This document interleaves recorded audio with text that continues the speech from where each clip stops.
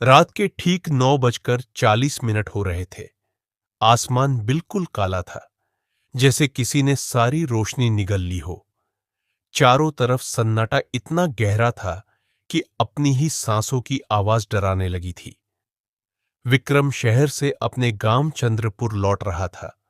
उसे कुछ घंटे पहले ही खबर मिली थी कि उसके पिता की हालत बेहद गंभीर है।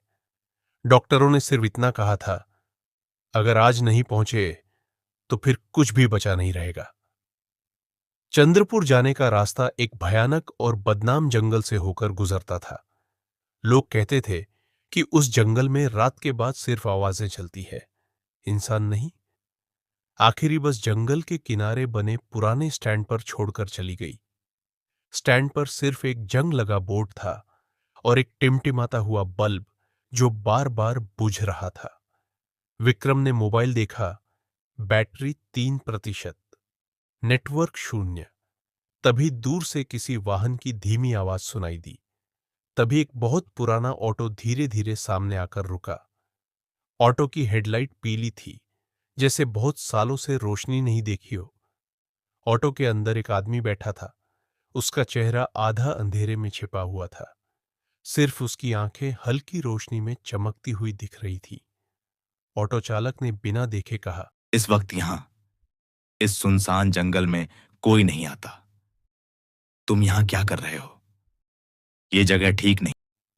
विक्रम ने कांपती आवाज में अपनी मजबूरी बताई। अंकल, प्लीज आप मेरी मदद कर दीजिए। मेरा गांव चंद्रपुर यहां से कुछ ही दूर है। मेरे पिताजी की तबीयत ठीक नहीं है। मैं आपका बहुत आभारी रहूंगा। कुछ सेकंड की खामोशी के बाद ऑटो का दरवाजा खुल गया। विक्रम बैठ गया।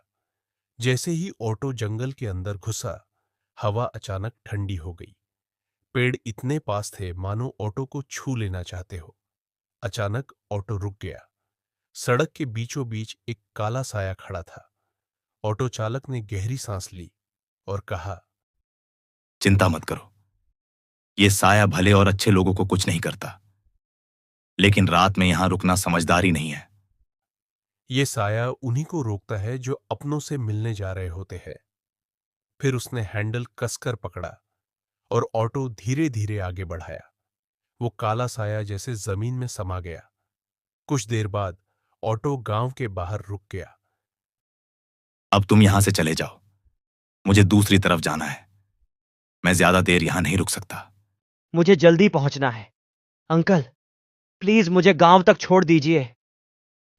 लेकिन ड्राइवर ने सिर्फ इतना कहा कि हर सफर का एक आखिरी मोड़ होता है।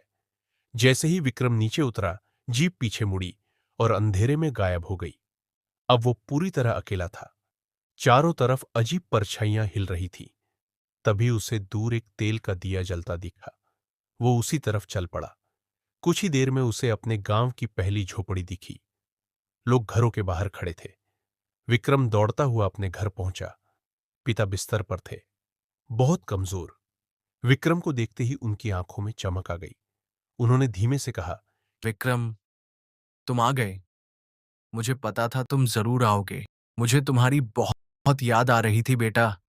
अब तुम वापस शहर मत जाना। ये तुम्हारी माँ की हमेशा से इच्छा थी कि तुम यहीं रहकर सब संभालो। अब मैं आ गया हूं। आप बिल्कुल चिंता मत कीजिए। मैं आपका पूरा ख्याल रखूंगा। आप बस आराम कीजिए। अब सब कुछ मैं संभाल लूंगा। विक्रम ने उस रात जंगल में हुई किसी भी डरावनी घटना के बारे में कुछ नहीं बताया। विक्रम समझ चुका था, कभी कभी भगवान इंसान का रूप लेकर आते हैं। दोस्तों, वीडियो कैसी लगी? अगर आपको वीडियो अच्छी लगी हो तो लाइक जरूर करें और चैनल को सब्सक्राइब करें, ताकि मैं आपके लिए ऐसे ही बेहतरीन वीडियो बनाता रहूं।